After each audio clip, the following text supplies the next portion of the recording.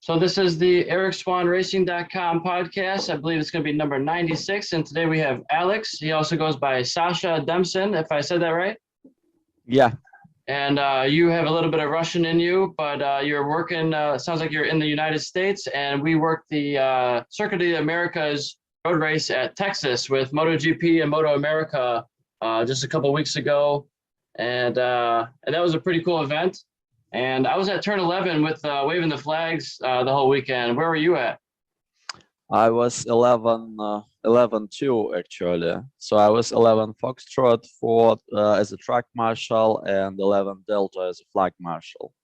Very cool. And how long have you been doing the whole track marshal, flag marshal, intervention runner deal now? That was my first time, actually. First time. Sounds like they have a pretty selective group of people, so I'm happy you were able to do it. Yeah, me too. Actually, they said they were short of people. But initially, the rate with which people were subscribing was actually very promising. I thought I would not be selected, actually. Yeah. And do you plan on doing that again? Probably, yes. That's a very interesting question. It's a very hard thing to do, but I guess it's one of those things that if you don't do them, you regret later. This is the first thing, and as my wife said, she's not a big fan of MotoGP or any races, but she said she said she felt responsibility, because those guys, they risk their lives, and we kind of support the whole process. So she said that she felt some kind of responsibility for them, for their lives, and for their well-being. Yeah, it's an important job that you can have a serious effect on the rider's safety and well-being of those of your coworkers and the people who are on the track as well. Exactly.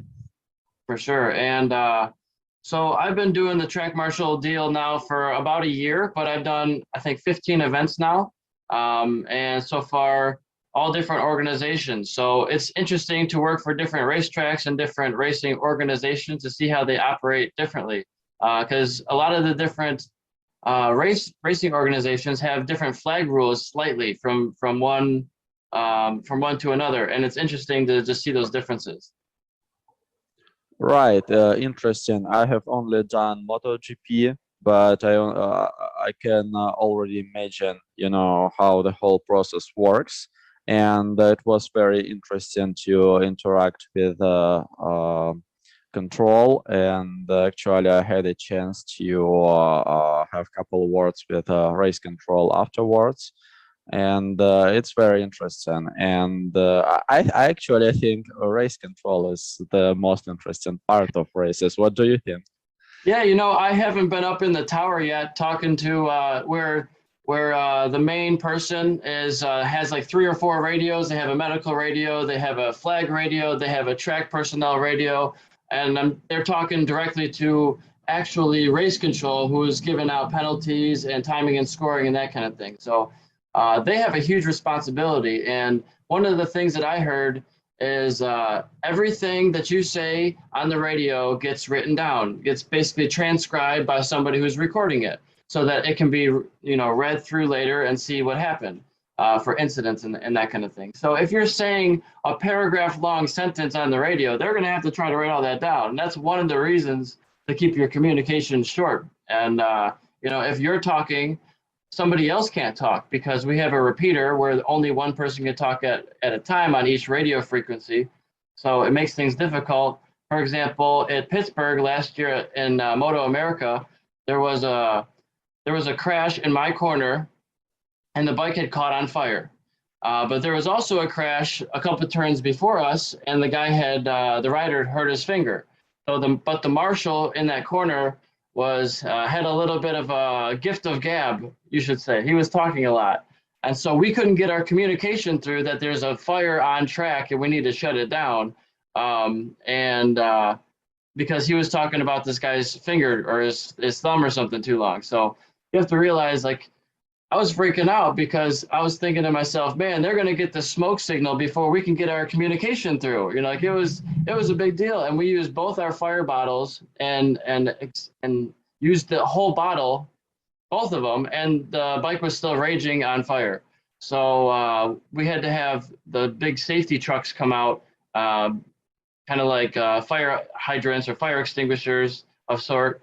Um, and with the big trucks and come put those out. So it was interesting to be involved in all that. Yeah, I've heard of it, and actually, it's a great system. And I guess there's a reason why it works this way.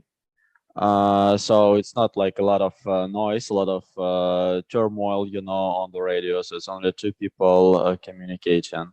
Yeah, but the fact that they are writing down everything is big news to me. So yeah, it's very interesting. Now I'm starting remembering what I could say. Yeah, it's just you'd have to get out your message in the cleanest, most concise way possible. And if you have a crash, it's your tendency for most people. Your heart rate gets elevated. You might want to speed up your speech. You might get really excited, but you have to still be calm and say, control, control, turn 11, bike down, rider's right, rider's getting up. And hopefully he's a self cleaner, and he might ride away and then try to get a bike number and no flag, green again. And so that the other stations also know what's going on. You have to. I missed conveying your flag condition as well. So you want to say waving yellow, or double waving yellow in MotoGP. They have two waving yellows. That's unique. So that the corner before you goes waving, and then the corner after you will go green. So that it's all this instant seeing of what's going on around you. Everybody's looking both directions, and we have multiple people at each corner, so we have more eyes than just one. So if somebody happens to be looking away for a half a second, somebody else has got their eyes on it. It's like, hey, look over there. So we got multiple people at every station. Yeah, exactly. When we arrived to Lot M, I was actually very surprised to see how many people there were, and all of them are around the track during the race.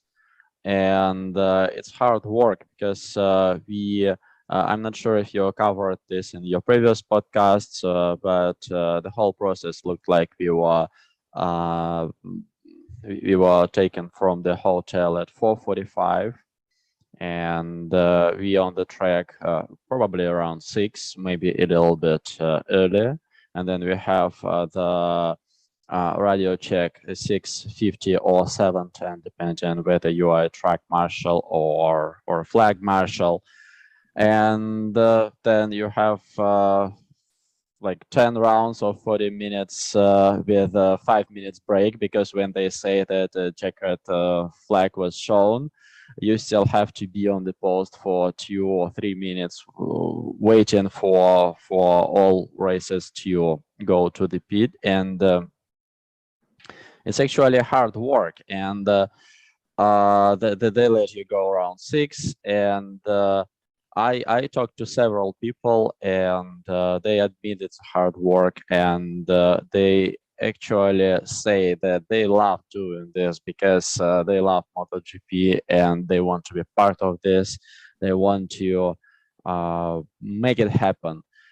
My story is a little bit different. I'm not a big fan of MotoGP. I understand MotoGP. Sometimes I watch it with my friends, but it's not like I know everybody, etc., etc. It interests me, but to a certain extent.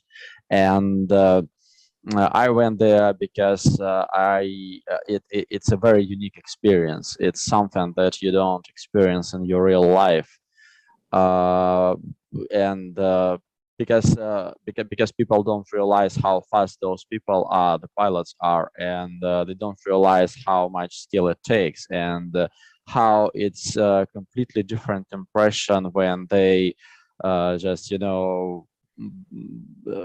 just go with the speed several meters, several feet in front of you, and you have to be constantly alert, because usually in my everyday life, I'm never I'm never that alert, but in this case you have to look, because a bike can crash at you, and you have to be responsible, have responsibility for your life and for the lives of people around you.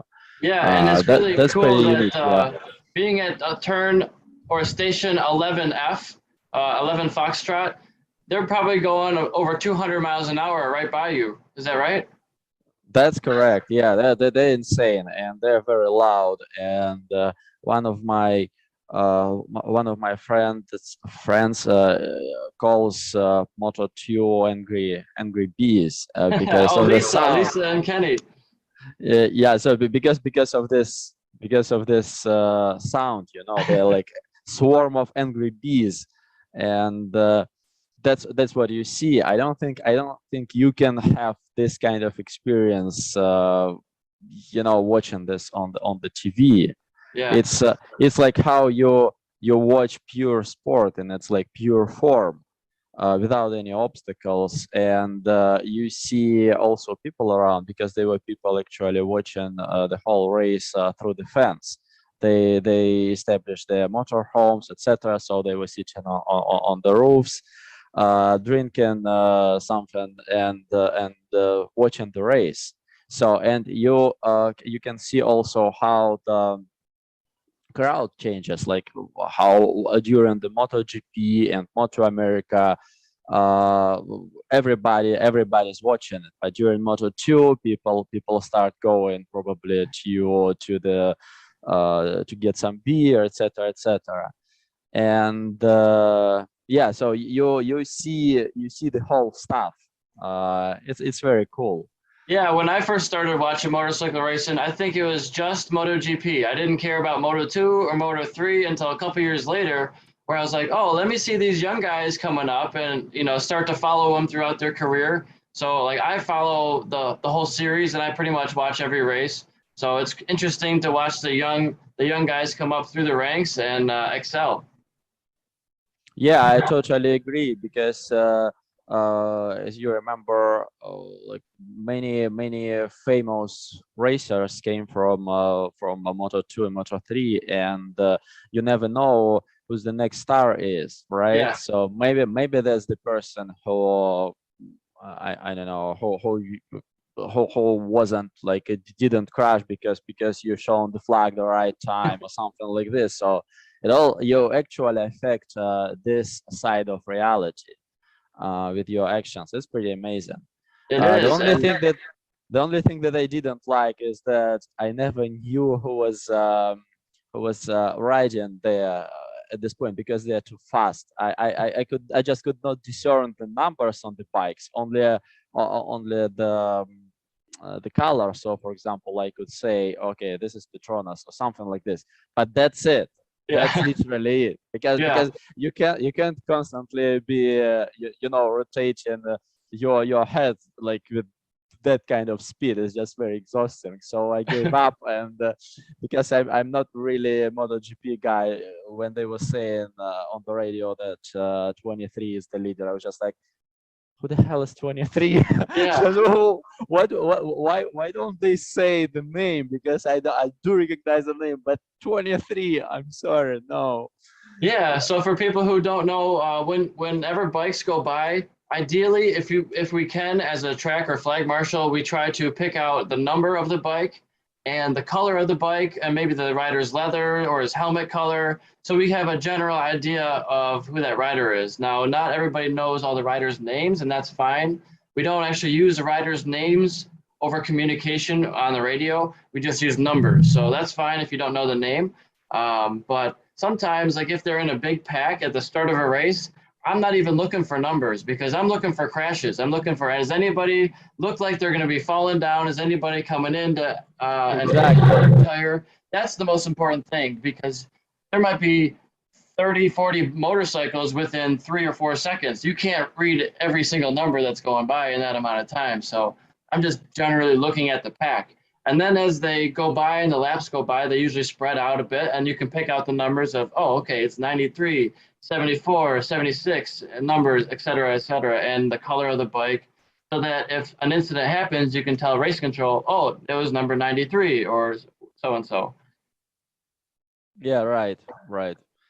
Same thing here. When it's a swarm, it's impossible. You just look that everything's okay, and you asked previously that it's a straight line and probably 200 miles an hour.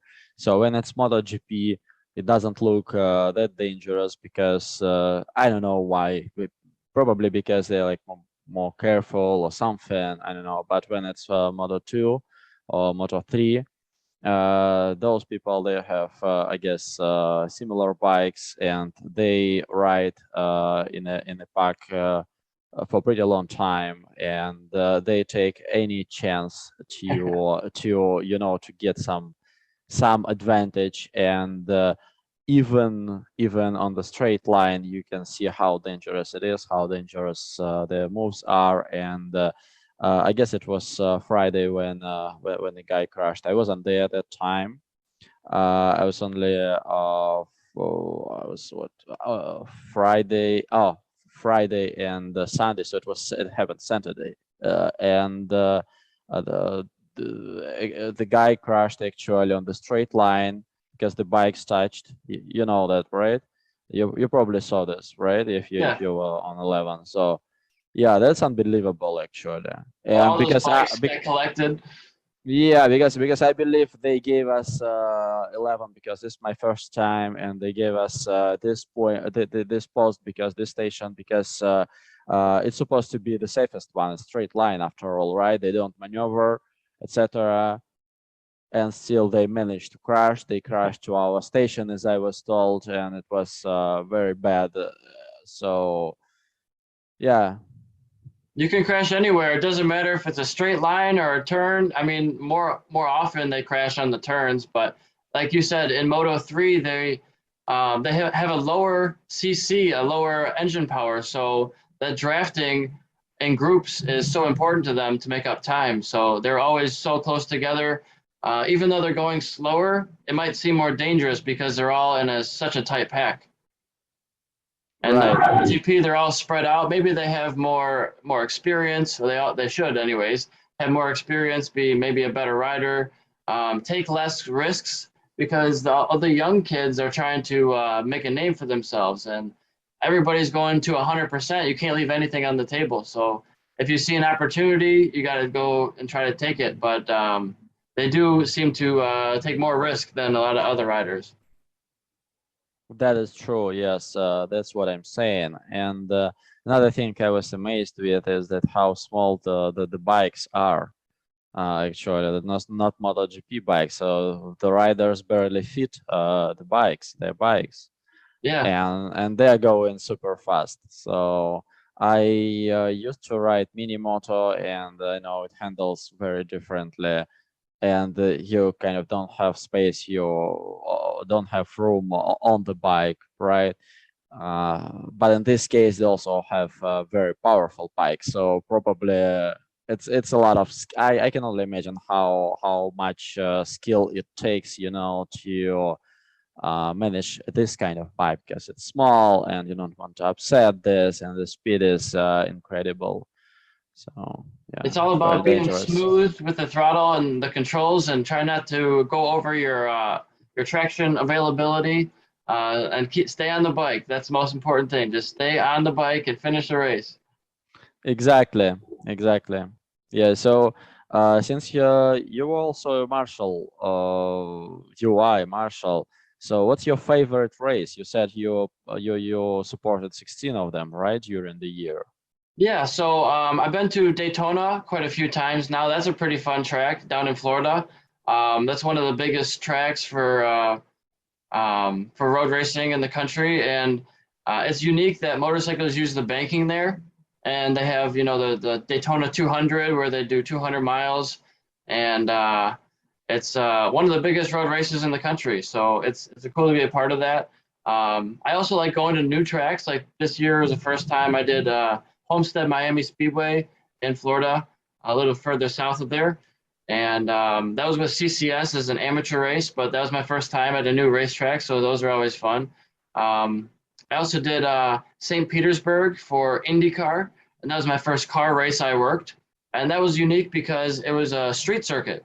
So it's on the main streets of St. Petersburg. They shut down the roadways and put up barricades and everything and catch fences, and it's right on the water with yachts and all kinds of stuff. It's a unique atmosphere. But you know, just down at Road Atlanta in Georgia, I haven't been to that track since I rode it last in 2014. So it's been 8 years since I've been there. Looks just the same. Nothing much has changed. I think they built a new building. It's now the Michelin Raceway Road Atlanta. Michelin has naming rights to it, and they helped fund that major timing and scoring tower that has been rebuilt. So it's got some new features there. And they repainted everything, the curbings, Michelin, yellow and blue. So it looks pretty nice. Have you been to Long Beach? They also barricade the streets, and they have Indy 500 there. Is it Yeah, I still haven't been happening? to that one yet. But I will be doing one more IndyCar race this year at Detroit, Belle Isle. I live in Michigan, so that's my home race for IndyCar. I figured I should help out at that one. Yeah, I see. So I'm not sure exactly what my position will be for that event. I signed up for on-track services, so I'm not sure if that's flag marshal or track marshal intervention guy, or if I'll be crowd control. So I don't really have no idea. So what's your motivation for this? Because the people that I asked, I was really interested to talk to the people who actually do that. And that's what I said before. They mostly saying they want to support the race. They want the race to happen. Yeah, And also, as I mentioned before, I heard a different opinion that those people, they actually risk their lives, and we kind of have some kind of responsibility of like saving them from dying sometimes. So that's very important. sure. So what's for me, it was mostly I didn't think about this way. I thought about having a new experience and talk about this because people, they just sometimes don't know what amazing things exist in this world. And when they know, they might start participating, etc. So I wanted to know more about this, to maybe share with my friends this experience. And it was exactly my idea. One of my friends said, okay, let's do the volunteering on the next MotoGP. I was just, of course, that's a great idea. Why didn't it come up to my mind before? And I went, and nobody went actually from my friend. They had some other stuff to do, but anyway. So that's how I explain it. That's what I have. What about you? Why do you Yeah. do that? Yeah, so my motivation comes from I'm a racer. I have about 50 podiums, I think over 50 podiums, 5 championships between motorcycle road racing, go-kart racing, and mountain bike racing. I've also raced cars and foot races, Tough Mudders. Those are kind of events, not really races, but Tough Mudder and triathlon as well. So I just love the sport of racing. I want to be involved at a high level expert and professional level. I have reached those as far as licensing goes. So unfortunately, racing is extremely expensive. So I started my own business of ericswanracing.com to help fund racing for myself. And in the meantime, I'm selling motorsports products online on Amazon and eBay and my own websites. So I have about 35 brands for sale. Everything from Revit to driven racing, hard parts and apparel and gear for cars, motorcycles, and mountain bikes. So if you're looking for racing parts for any of those three, I got a lot of products that can help you out. And so in a way to go back to the racetrack, although I'm not riding or driving or racing all the time when I'm at the racetrack, I'm learning a whole new side of the sport. I'm learning the radio communication between race control and the flaggers, and I never heard any of that before. And I would even go as far to say I didn't quite understand how marshals even flagged the course when I was racing. I mean, I understood the flags and what to do if you see a flag, but not necessarily what direction they're looking or how they're doing their job, because you're never taught that. And so I've even got into, set up and tear down for hospitality, air fences, and the Moto America semi trailers for their, when they have their big tents, the 50-foot tents, 50 by 30, where they have all their dinners and stuff and sponsors there. So I'm learning like the ins and outs and the inner workings of the sport. And I just talked to another guy. I might be able to help out with the camera crew and scaffolding. So they have to put up all those structures before the event, and they take them down at the end of the event. They bring them with them. So that's a job that needs to be done at the racetrack. And that's another way to make money and travel to the different events and meet the riders. And it's a great way to get guests for my podcast. So it's kind of a whole networking thing for me. And every time I go to the track, I'm handing out business cards and like, hey, you need products? You're a racer. You love this stuff. These are my customers. This is my customer base. So it's like a business exercise. I'm marketing myself.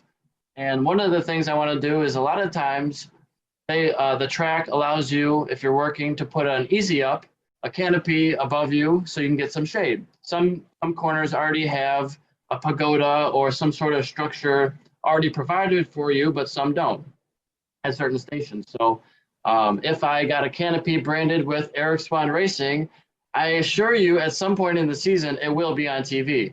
And that's free advertising for my business. So it's like, you got to think of all the different ways and things you can get your name out there.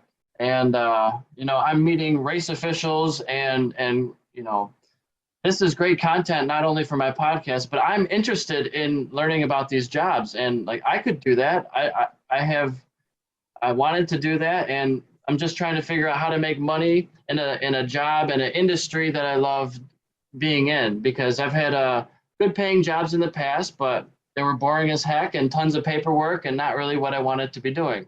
So I'm trying to live in my passion and make money doing it. And so that's kind of my motivation for going to the track and racing and working for 8 different organizations. And I'm just trying to expand my knowledge base and learn about the sport more.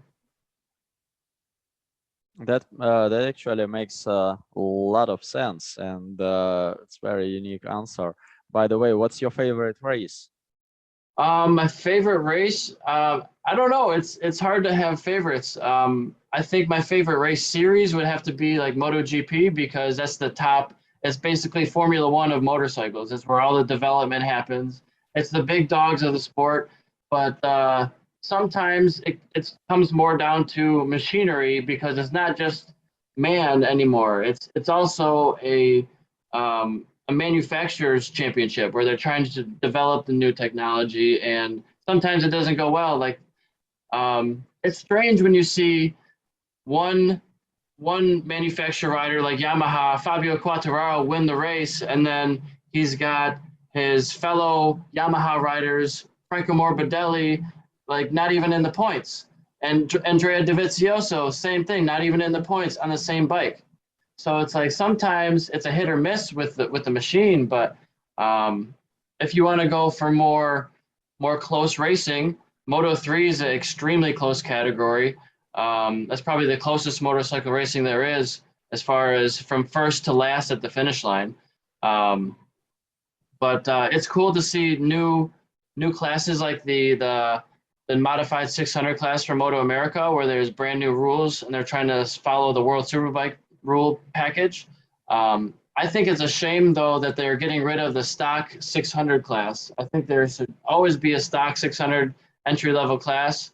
I think they should keep that, but you got to stick with the changing of the times. The Yamaha R6 is going to be discontinued, only a track bike. They're not selling it for street bike anymore, so things change. I think it's interesting. So as far as to get back to your original question, my favorite race, there's so many tracks out there. I don't know if I could say I have a favorite. because every track is unique, and some are more dangerous than others. Some tracks are safer. Like Coda is a very safe racetrack, I'd say. Um, I was just at Road Atlanta setting up air fences, and they require 65 air fences along dangerous points of the track. They're 28 feet long. So you do the math on how much space of dangerous impact zones you have there. That's a lot of way too close to the racetrack barriers, in my opinion. Now Right.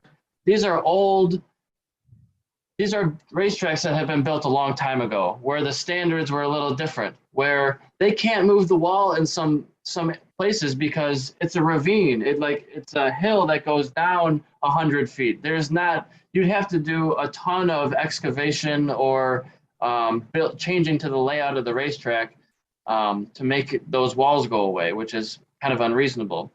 So the new tracks that are being built, like Circuit of the Americas, it has so much pavement runoff. It's beautiful to see that as a motorcycle racer, because yes, it causes problems for track limits, because now race control has to see, oh, did you go into the green? Did you go off an inch? And that causes problems. But that problem is way better than somebody hitting a wall at 120 miles an hour, which I did, unfortunately, 7 years ago. And there was no air fence there.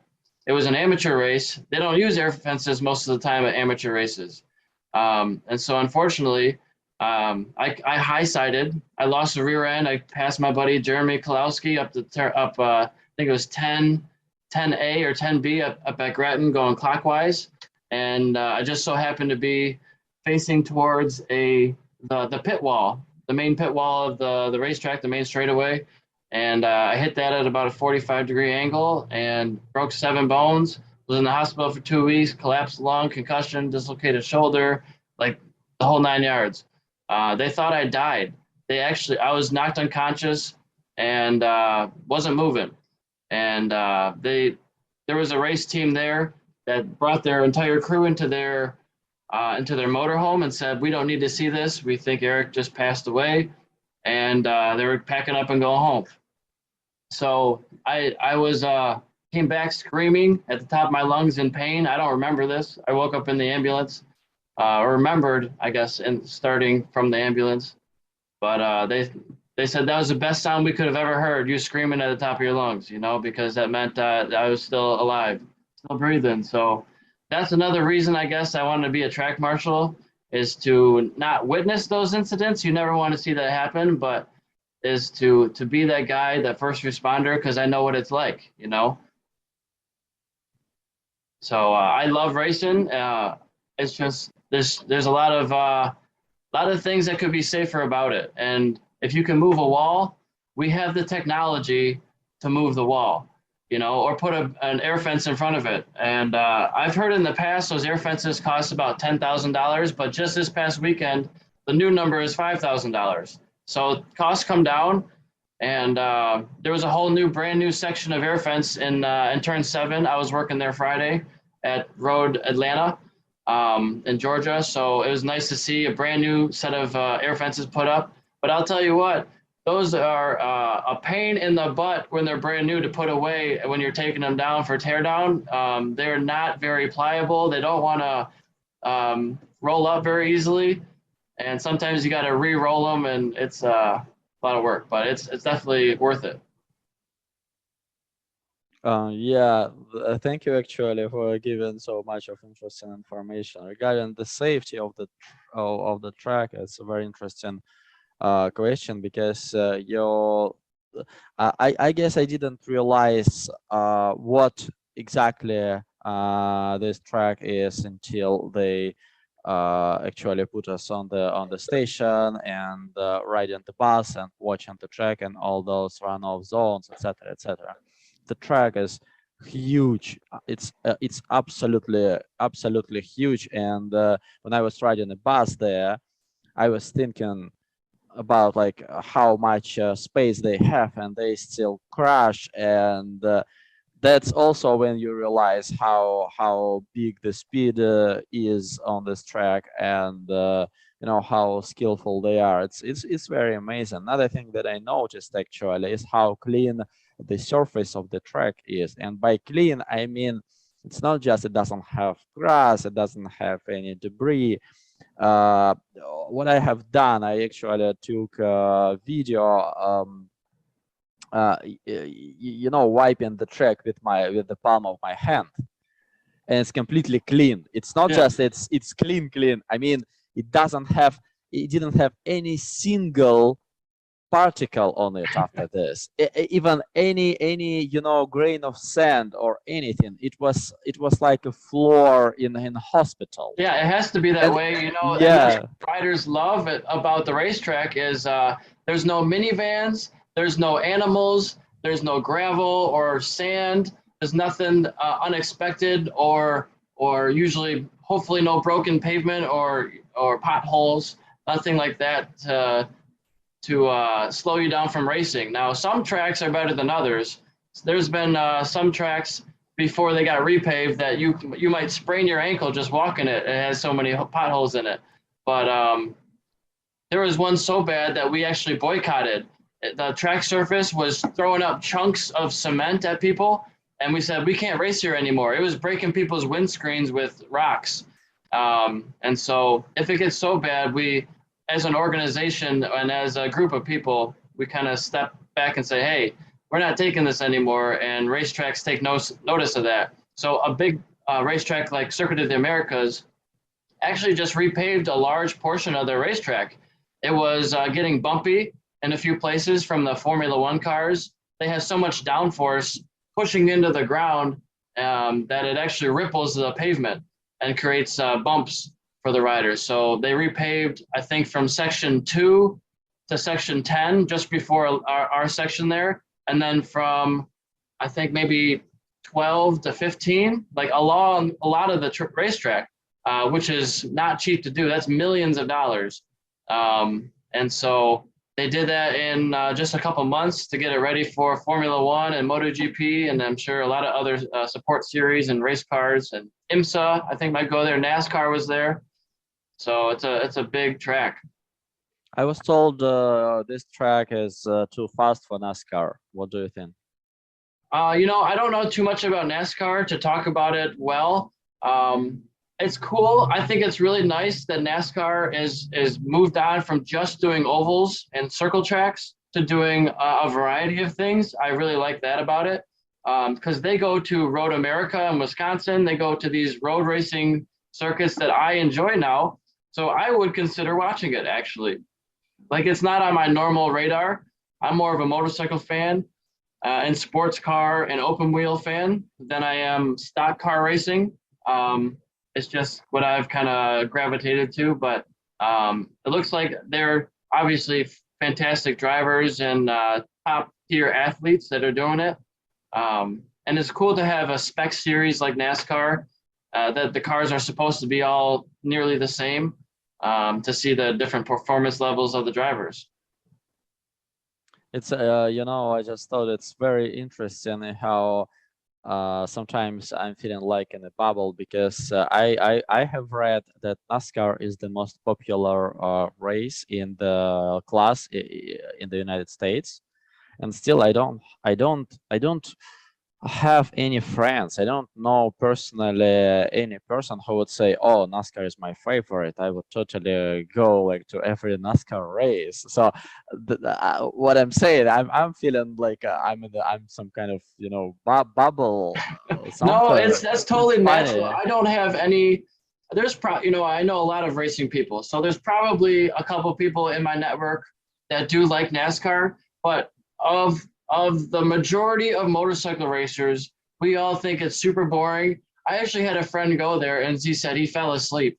So you never know. Like he said, I would never do that again.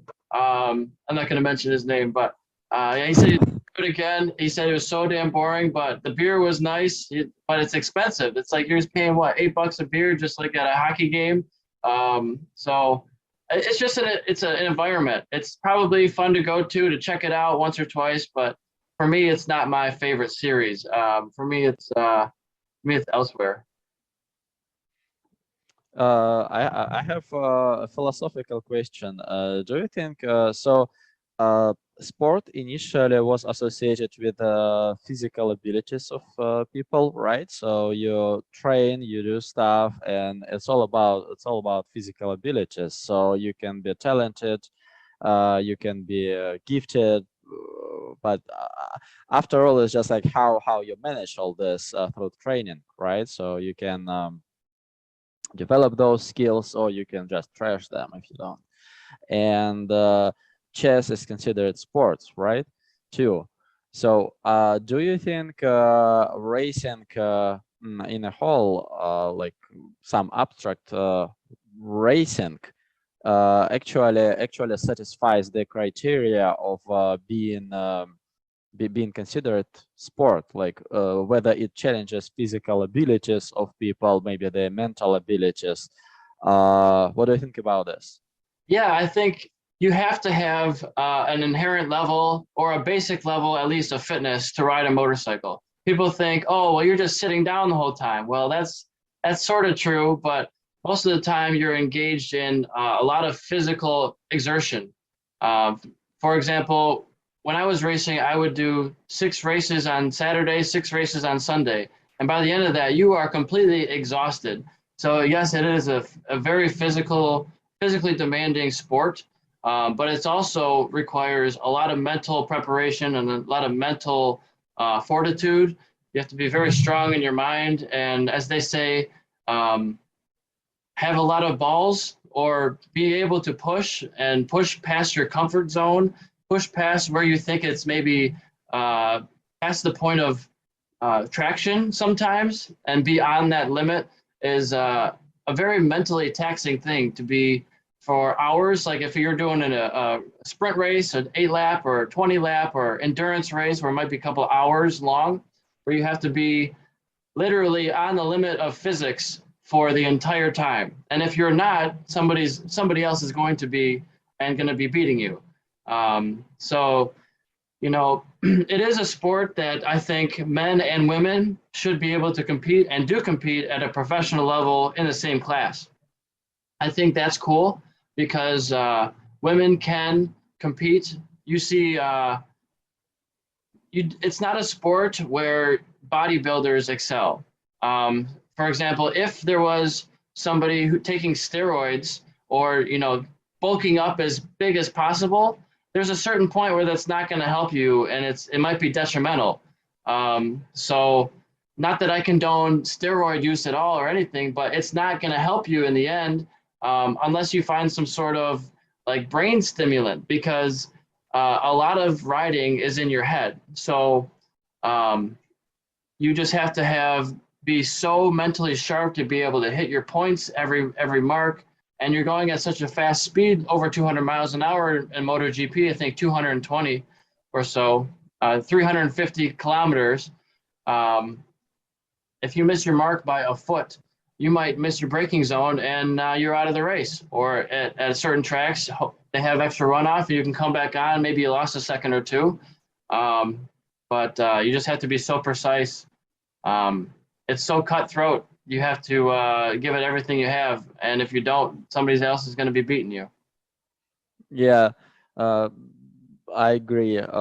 So Eric, when you ride, what's the main thing that drives you? What makes you ride? For example, if it's endurance race or if it's like I don't know, 18th lap out of 20, like what makes you go forward, not surrender, not yield Yeah, well, necessarily. I remember one time I thought I was well enough ahead and I could back off and just kind of coast in, and I had a couple laps left, and very quickly I realized that was a stupid idea because the guy behind me was still pushing and I had let off, and he got by me and I couldn't catch him again, and I lost the position. I think it was for a podium place, and that was my first novice season. And I swore to myself, I will never let up again, because you never know who's still pushing behind you. Even though I couldn't see him initially when I looked behind me, um, it matters if you're still on pace or not. And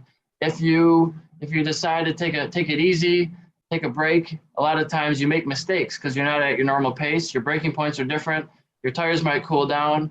But overall, I guess why I ride is, I mean, years ago when I was a child, just riding your bicycle through the neighborhoods, it gives you this sense of freedom. You know, it makes you feel alive, and you see things differently than if you were driving in a car. You're going much slower. You can take in the scenery a little differently. You see things you would have never saw before. You go down different roads you would have never tried before. And then once you're old enough, once I was old enough to start riding a motorcycle, I got my first bike at 16. I paid for, you know, with my own money. I was working at the time, just so I could do that. And then you realize, oh, it's fun to go fast, and then you can't go fast in the street, so you have to take it to the racetrack. And so once I took it to the racetrack, it was a lot of fun, and then you just get better and better as you progress, and you realize, oh wow, I'm already passing racers, so why don't I just try out this whole racing thing and see where that takes me? And so did that in novice, did well in novice, moved up to expert, you know, I got the pro license, and just I ran into financial difficulties. The crash didn't help. That was definitely a big hit. You know, if I didn't have that crash, I probably would have been racing quite a bit longer. But that's expensive when you crash a brand new race bike that you just bought, that had like less than 100 miles on it. That hurts the pocketbook. And then you got all these medical bills, and luckily I had insurance to pay for 99% of that, so it wasn't a huge hit financially for the medical bills. But you know, it's expensive to go out there racing. It's a couple $1,000s a weekend just to participate. And in amateur, there's almost zero purse. There's contingency money, but the way most people do it is through sponsorship. So I did have 20 sponsors, but a lot of them are paying free parts or discounts, things like that. Very few of them are writing checks. You know, that's pretty rare. But it is possible. You got to find that right connection, somebody who's looking for advertising. That's one of the reasons I'm starting this podcast, is to help grow my following. So if you have, you know, 10 million followers, that's a good amount that Coca-Cola might want to jump on board with you. You just have to make it worth it for them, because this is an audience. It's a show now. I have almost 100 of them out, and I've been doing one a week for about 2 years now. So being pretty consistent with it. And at this point, I think I could maybe go out to people and advertise for the podcast, run an ad for whatever business. You know, I'm doing it for my own business, so hopefully somebody buys something from me. But if I can help somebody else advertise too, maybe I can go down that road. Do you think it's possible to ride without being competitive? So, for example, when you ride just for the sake of riding, and you just don't care about all those guys. Yeah, for sure. Do you think it's possible to be successful in this case? Yeah, I mean, you don't have to race at all, but my goal was to try to figure out a way to ride and get paid for it. I wanted to be a professional, and I still want to be, and that is my main goal. I want to be a pro racer with motorcycles and cars and karts. I think I could be very competitive, at least a national level. So you can ride and not be competitive and do track days your whole life, and that's fine too. But I found that once I got into racing, my speed went up. I went a lot faster, because now you're with a group of people who are all, they're pushing you by the fact of their existence, right? Yeah, they are all savages. They are all expert racers. They are all the top people in your state, in your region, in maybe the country, who are coming to these events, and it's like, wow, I didn't think it was possible to go through that corner 10 miles an hour faster, and he just passed me around the outside like it was nothing, you know? And this is just a practice session. So to see that, it's like, oh, wow, you know, maybe let's try that next lap, and maybe not go to that 100% like he's doing, but maybe let's try 10% more next corner. And because I saw it with my own eyes, it's possible. He did it, so it gives you the confidence to go through that corner and try different things, try different lines. when you're racing, it forces you to make passes. It forces you to get past and to be passed, and to learn how to pass very closely. And in track days, that's not really good etiquette because it is more risky. And at track days, most people don't want as much risk. They don't. They have usually work on Monday. They're doing this for fun. It's less of a serious hobby for them typically. If you're a racer, you're not really having problems with banging bars with people, bumping into each other sometimes. I mean, you don't want to. That's not the goal. It's not really supposed to be a contact sport, but you understand that everybody's going to be fighting for that inch of pavement. And if you see a 3-inch gap there, you can put your tire there. It's okay. And you can lean your whole body in the grass or over the curbing. Like that pavement's available. If you can see it, there's a gap there and people go for those gaps. So you better not leave that open or someone might come barging through. And that's normal in racing. That's okay. That's like, oh, he got me. Yep, I left it open. He did it, and you can't be mad at that. Now, if he takes you out, that might be a different story. That's kind of rude. You don't want to take someone out, but yeah, it's just a different mentality. Your whole demeanor changes from a race weekend to a track day. You kind of put the visor down and you might become little less social. Like you want to stay in your own little zone with your team and you want to be focusing, maybe visualizing. A lot of people visualize. They sit down, close their eyes and go through the corners of the track and what they're going to do with their hand and foot controls to just ingrain it in your brain. Because if you can do it with your eyes closed, it's easier, with them open. And you got to memorize a lot of things when you're going on around a racetrack. Your braking points for every corner, different points on the track that have maybe squiggles in the pavement or cracks or where the curbing starts, or maybe the 200, 150 boards you're looking at. All these different things. Oh, there's a bump in turn 5 you got to watch out for. You got to make sure the bike is a little bit more upright when you go over that section. And so every little detail of the track you're trying to remember and just make sure you have it ingrained in your brain so it just becomes like second nature. But yeah, you can definitely ride without being competitive for your whole life and have a blast. A lot of people who go to track days never race, and there's nothing wrong with that. But in the past, there weren't track days. Like say 40, 50 years ago, if you wanted to be on a racetrack, you raced. There were no track days. There were no open lapping days. It was all just, there's a practice session, there's maybe a qualifying, and then a race. There wasn't a whole weekend dedicated to just doing open laps. But I think it's so great that there are so many track day organizations popping up. And I just did a track day a couple Sundays ago. I have a new Kawasaki KLX 300 Supermoto. So it's basically a dirt bike with street tires on it. That's street legal, that you can use pavement and dirt. And so I did a Supermoto track day. It was pavement only, this one. It was at a local go-kart track in Michigan. And we just went out there and did open laps. And it was great to, test out the bike and not have to be in a racing environment. Really, I didn't want to race the bike the first time on it. So it's nice to be able to just go out there and practice too. Do you have a street bike? If you don't, then why? If you do, then why? And does your racing experience affect your street riding? So this brand new bike I just mentioned is my new street bike.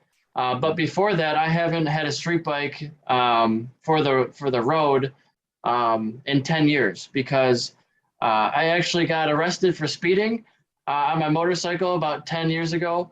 And I decided no more of that. No more riding on the street, track only. It's not worth it for me.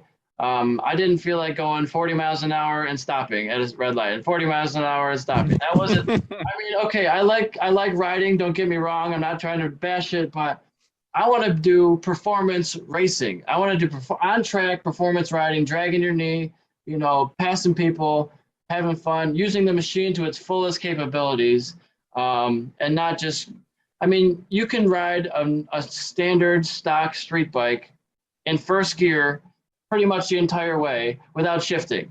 Even on That's true. you can get up to 70, 80 miles an hour on a 600cc motorcycle in first gear. And that's not good. I'm not recommending that. But my point is, like, these motorcycles are not built for the street. They're built for the racetrack. And that's where they should be ridden. So for me, I wanted to get a smaller bike so I'd be less inclined to speed on the street.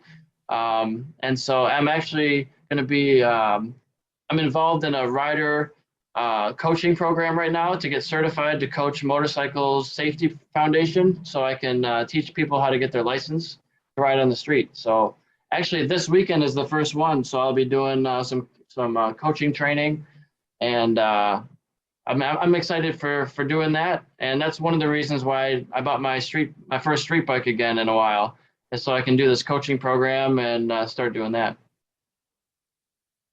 Yeah, that's actually pretty amazing how people have different purposes, right? Because for example, I'm not interested in racing. I'm just not interested. I don't know how to even explain this, but I can understand this because for me, the most fun part was when, for example, a couple laps ago, you could not do that corner, and now you actually going through it with the correct trajectory and stuff.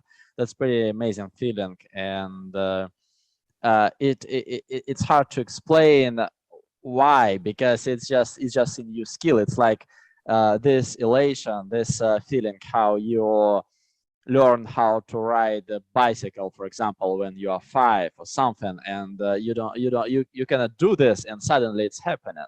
Yeah, it's really It's exciting for me. it's very different. Yeah.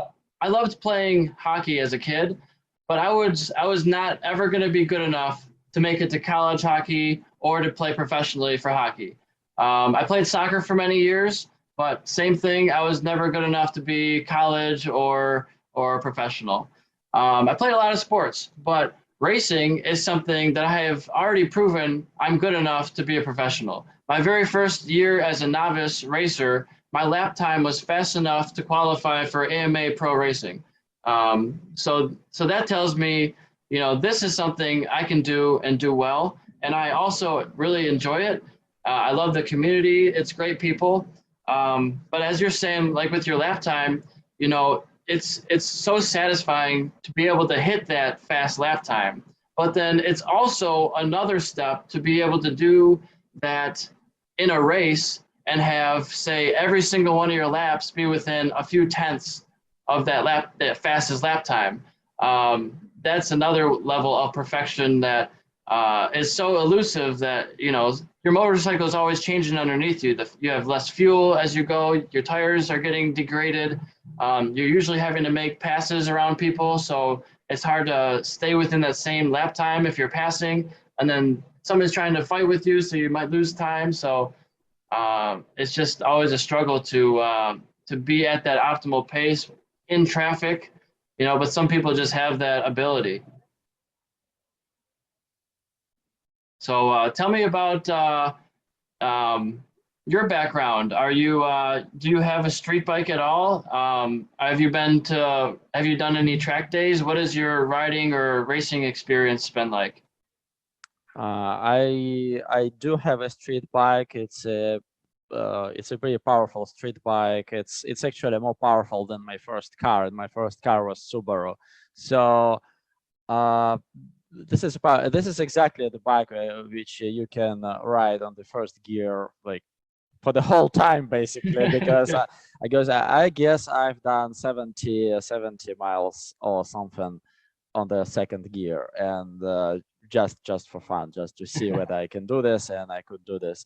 I like riding. I'm very safe. I usually usually within the speed limits, etc., etc. So I try not to upset the drivers around me. But I used to live in California when they do split lanes, and right now I'm in Washington, and it's still very annoying that I cannot do this here. So for example, if it's summer or something, and you're riding, and it's hot and you're in a traffic jam, it's just unbelievable. So but still, yeah, I'm like very low abiding rider, and my track experience, I do have some. I've done some mini moto with my friends. I am very bad. I'm extremely bad. And But what kind of bikes are you riding for the mini moto? Is that 50cc, 100cc? I rode Honda XR1. What is it? 125, I guess. Okay, Right, yeah. right, or 150. No, it should be 150. So uh, I don't remember. I'm sorry. It's a super small bike, and it actually it's a kid's bike. It's a kid's dirt bike with road tires. And the problem is with this, it has drum brakes in front, drum brakes in the rear, and when you ride it, it's just like people say. My friends say it's just like you ride cooked spaghetti, because because you know, on this speed with the weight of an adult, it's not really stable because the frame itself is unstable. So, and you have to be super careful, super smooth. And the problem with this bike is that you can manage it with only with the weight of your body. So you change where you put the weight and it turns, or it goes, it just straightens up. This experience completely does not transfer to your real bikes, unfortunately. And I learned it the hard way when I came from the race, and I was just like, after not riding my BMW for several months, I tried to ride it, and I realized that my skills completely different. That I just cannot really ride freely this bike, relying on my reflexes. I have to relearn it. I have to be super careful. So yeah, but that was a lot of fun when I actually figured out how it works, and I was able to pass, I guess, 3 riders on Yamaha TTRs, which is like a bigger bike and more powerful bike, and the guys were wearing cooler leathers, which actually adds to the speed, as you know, as everybody knows. Yeah. And it was very cool feeling when they could not actually pass me after that, because I was on the right trajectory. I was actually blocking them. Obviously, they passed me after because they had like twice as powerful bikes, because it was all mixed up, all classes in one race. But that was a cool feeling of the skill that actually I started to have. It was at the end of the season of 2021. So that's basically my only racing experience. Yeah. So I'm not completely the opposite of you, but I'm somewhere on the opposite side, I would say. Yeah, So that's okay. I'm a race theoretic and the bad one. So, you know, when I first got a motorcycle, I had no intentions of racing. When I went to the racetrack for doing track days, I had no intention of racing. It was not my goal. I just, at a certain point, I got good enough that I was passing racers, and someone just suggested it to me, and it never really crossed my mind. I was like, oh, maybe I could do well at this. You know, it just kind of fell into my lap. So I would say, if you're interested, it'd be cool to try out a track day with your bigger motorcycle, with your BMW, and see what you can do with it. Everybody starts in novice, and so there's usually 3 groups: novice, intermediate, advanced, and there's coaches in every group that separate. You know, there might be an A, a B, C group, and even novice. So the faster novice group and the first time track guys are a little bit separated. And so they'll teach you a little bit about body position and how to use the brake and how to get on the throttle and different line choice through all the different corners. And that's how I learned, is just talking to the instructors. They do different drills all the time. Like for people who have never been on a racetrack, it's pretty intimidating, right? You're on this machine that can go so fast, and you have this space, but there's no stop sign telling you when to brake. There's nothing like that. You have to do everything on your own. So, you know, the instructors will do a lead follow. So instructor leads, and then you follow him, and then there might be a train of 4 or 5 different bikes behind you. And then at a certain point, he will fall to the back. He'll say, pass me, and he'll fall to the back. And then after you do a lap, you'll fall to the back, and then the next person will lead. It's really different going from having somebody in front of you and you just kind of following them to now you are leading and you have to make all the decisions when you're braking, when you're turning in. The first time you do it, it's like, oh, I really have to be paying attention to what I'm doing now. I can't just be staring at the instructor, you know? You have to be really looking at the right points, and that's when you realize your vision is so important.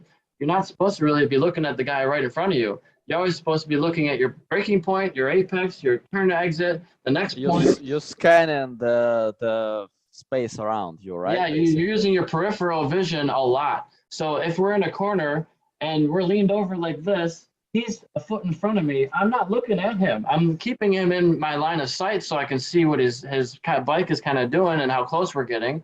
But I'm not staring at his back tire because then I'm not looking where I'm going. You're going so fast at that point.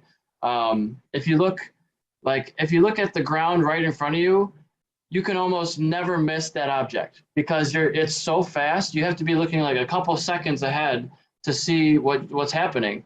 And also you have to be looking for crashes down the road. If you're looking at his rear tire and there's a crash 4 seconds up the road, you better be looking over there because you might hit that bike. And you have to see what's going on. Sometimes, prime example is Grattan Raceway in Michigan. It's a very blind track, meaning there's a lot of elevation up and down and lefts and rights. So there's a lot of points where you cannot see where you're going until you're on top of it. You can't see any more track because of the elevation crests and things like that. It's just, you have to know where you're going to be. And also if there's a rider that's crashed right above the point of your vision where it's gone, where it's a blind spot, you got to be really on your toes because you might only have 2 or 3 seconds and you're right on top of them. So that's where your vision really comes in handy. And if you're not practicing that type of thing normally, and it happens, and there's a crash right in front of you, you're not ready for it, that's when people panic. So you got to be really calm under pressure and just make sure you keep your vision in the right area. Yeah, it's a lot of cognitive load. Another thing that I learned is actually how different the trajectory, like different strategies, right? Because when you ride in a pack, you have one trajectory, but when you're ahead of everybody, you can use a different one. And there's a defensive line, right? Oh yeah. And et cetera, et cetera. So like a lot of stuff. And when you are not into this, you just don't understand. They ride in a pack, right? They just like, and somebody is just faster. Yeah. That's not how it works. I was super surprised when I saw, I guess that was Quartararo. He was super fast. He was 2 seconds ahead, and he was getting like the gap was increasing. I asked my friend like how's that possible, and he explained it to me because when you ride in a pack, you use something that's like optimal there. If you know that you can be attacked anytime, you use the line that confuses people behind you. But when you are like way ahead, you can use a more optimal line, which gives you more speed. So you increasing the gap between you and the rider behind you. It's pretty amazing. And when I was writing the autobiography of Valentino Rossi, that's what he's saying. He's saying like, I don't think about anything. I only think about the track. I think about the bike. And I think about the next corner. I don't think whether I'm going to win, whether I'm going to lose. I don't think about the next race. It just doesn't matter. What matters is just this very second where you at, because that's what Eric was saying before. It can be an obstacle. Something can be happening. You have to be completely focused. It's pretty amazing. And I'm glad that we are talking about this because I like when people start knowing something that they didn't know before, and that's the thing that I didn't know. I didn't know how it worked. For me, it was like bunch of machines and people operating those machines, and it's just like, okay, they have faster machine because it's Honda, or it's Yamaha. They have a lot of money. They have their own track to do the to raise the bike, to tune it, etc., etc. And that's not how it works. It's more about the rider than we all think. Yeah, it's very, Uh, very much rider controlled. And yeah, it's always a struggle between the optimal line and the racing line because you don't want to leave the inside open and get past. But the moment you start defending is when you're leaving time on the table. So imagine you take a racing line, maybe that's a little bit further inside than you normally would be for your as opposed to your qualifying lap time. It's just, yeah, you're leaving time on the table, and that's how the riders will start gapping the field is if they keep using that fastest qualifying lap time and just trying to push as hard as possible, making that gap. And then once you're about a second ahead, you're outside of the draft and you can kind of ride more free how you want. And so it's always a train of thought. Do you defend to try to keep everybody behind you, or if you ride your fastest lap, they won't be able to pass you. So if you're on your qualifying lap at the start of a race, um, that's another strategy too. Just be at the limit and no one can pass you. Otherwise, they're going to have to go over the limit, probably go wide, and you'll just repass them anyway. So there's that strategy too of just go 100%, and you're going to force them into a mistake. That's a big part of it is if you're riding at your maximum, they're going to have to try even harder to pass you. And sometimes that's just the limit of physics isn't there, and the tire will fold. And you see that sometimes. You see, like it happened in turn 12, where a rider says, you know what, I'm going to go for it. I'm going to try to make that pass, and it doesn't work out for whatever reason, and they take out another rider. That's like the worst case scenario. You never want to take anybody else out, but sometimes it happens. You're trying as hard as you can, and these are at this level, it's the world championship. You got every single person is at least a national champion, if not a world champion. So it's a stacked field. You got the who's who of motorcycle racing in the world competing at the same event. So it's cool to see all that. yes, and I guess we were seeing yellow flags maybe every couple minutes, not maybe every minute, but maybe every couple minutes we saw a yellow flag. Something was always happening on the track. Yeah, It's and extremely competitive, extremely dangerous. the thing about turn from 11 to 12 at Circuit of the Americas is that is the longest straightaway on the calendar for MotoGP's 21 round series. So, and to make it worse, you have a hairpin corner at both of them that are ridiculously tight. So you have the fastest straightaway followed by two sharp, very tight corners that are they call them Formula One corners, where they're so sharp like that it's not a curve really. It's just the track elbows left. It's very unique, those corners. I wonder, as far as how many crashes go, I wonder what the least crashed circuit is, and then why is that, and what contributes to make that track less crashed? Because coming into 11, we had people losing the front because they're trying to maximize their speed into it, and then we had people at the exit of it losing the rear and high siding down the hill. Like Sean Dillon Kelly lost it. He posted a picture, SDK Airlines, Sean Dillon Kelly Airlines. He's up in the middle of the air, flying off the bike. So we had both crashes, the high sides and the tucks of the front. And I'm sure the same thing happened, mostly front end crashes coming into turn 12, I would assume. Yeah. Okay, I think we are running out of time, right? It was supposed to be an hour-long podcast. Sure, that's fine. We can wrap it up now. Yeah.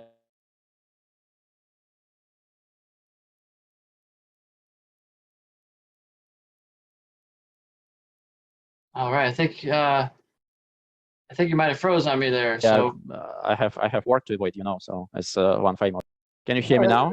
yeah, that's fine. Yeah, we can wrap it up. No problem. I got some things to do as well. So thank you for talking to me for about an hour and 15 minutes.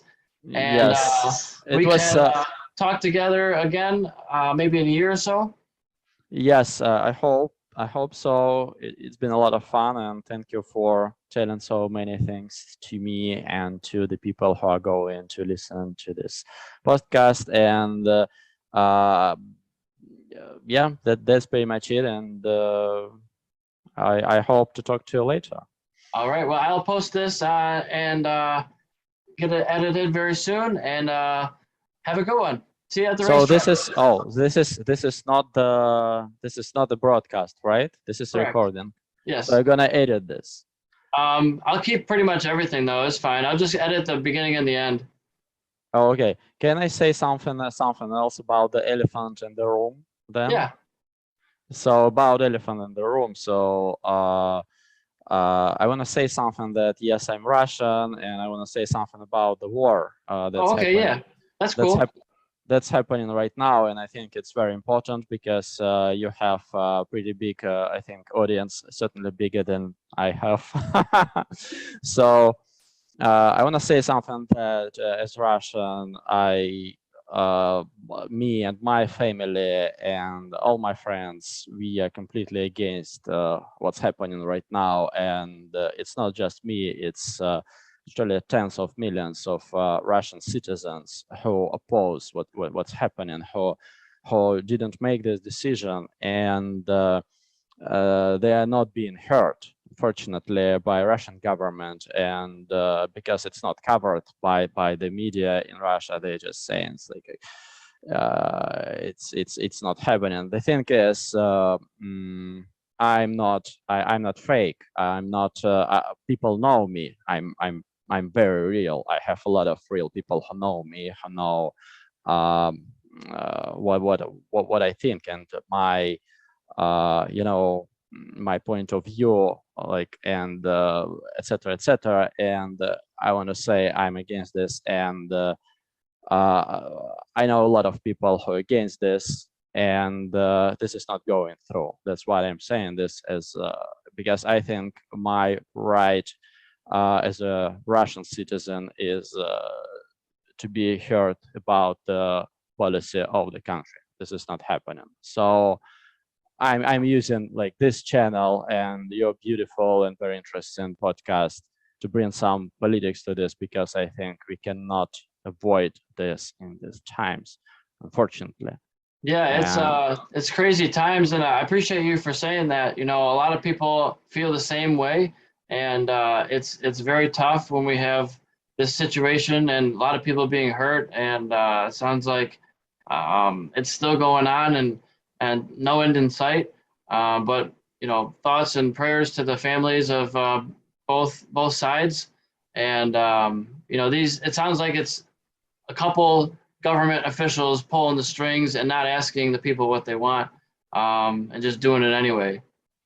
Yeah, this is very unfortunate. I don't think we can actually talk only about sport without bringing this in, because during the race I saw a lot of Ukrainian flags, and rightfully so, actually. And yeah, so I'm bringing it here to you, and that's pretty much it. What I have to say.